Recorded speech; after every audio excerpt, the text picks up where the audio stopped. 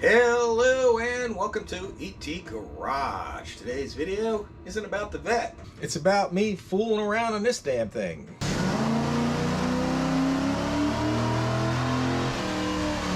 Okay, like I was saying, today's video isn't nothing to do about the vet. I'm going to be doing a little project on this. I'm just sort of like experimenting. Anyone who's seen the video that I've done about with this machine in the past, they've always tell people it's a big piece of junk that's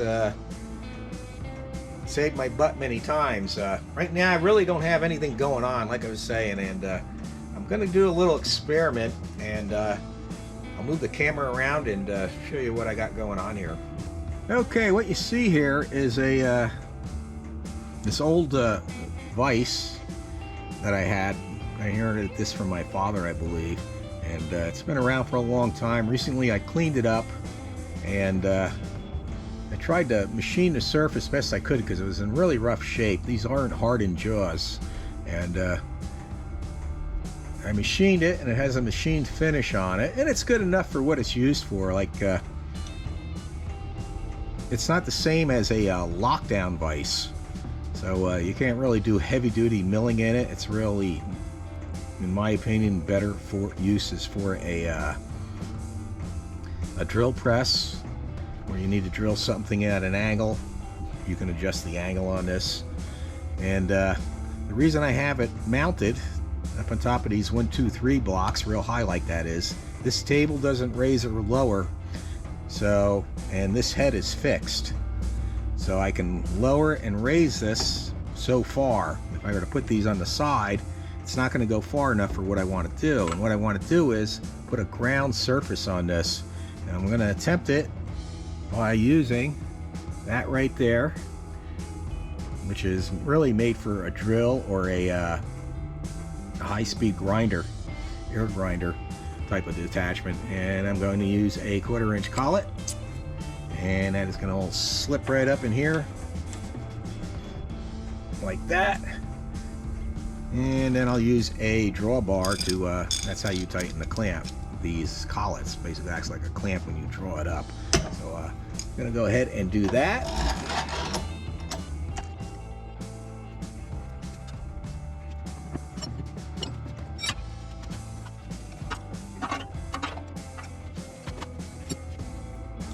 Okay, that's all mounted, and I got this set on the highest speed possible.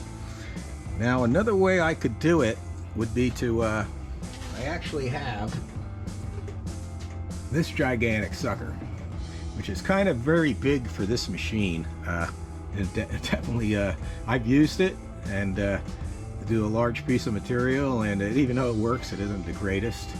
And once again, I would use a collet like this to do it. But for our purposes, I'm just going to use that.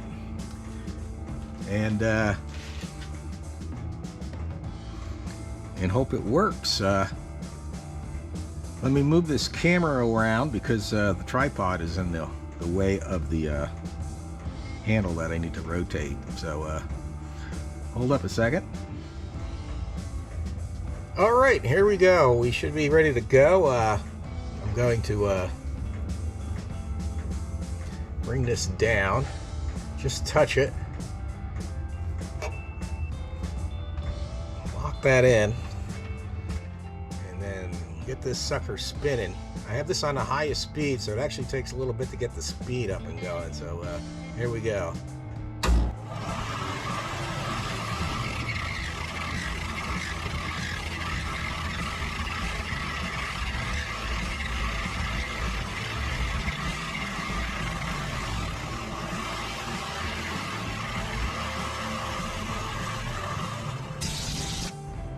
All right, that did not work very well. It actually bogged the machine down. I think I smell a little burnt electric motor smell too. Probably from loading the motor up so much, but yeah, that didn't work well at all. I didn't even really have take very much off. So I guess this is not going to work. So this experiment is a fail. I mean, I could try that bigger one. I think that would just bog down just as much also. I could reduce the speed, and then it probably won't get as good a finish. I guess I'm just stuck with the way it is. Could make a couple of more passes back and forth and just see what happens. But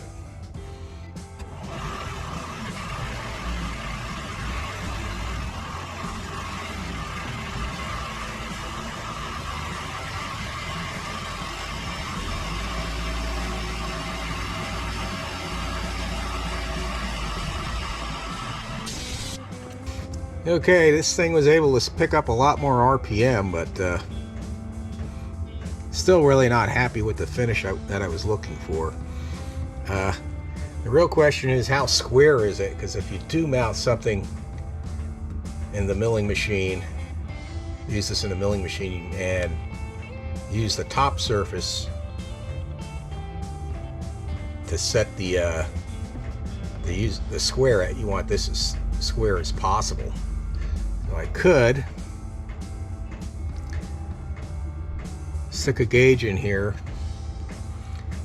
and see just how square I am as far as the table is concerned.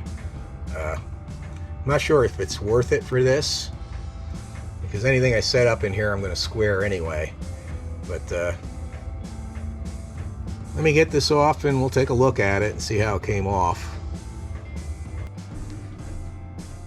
Alright, I don't know if you can see that good, but it's really not the finish I wanted. I wanted a really smooth, polished finish.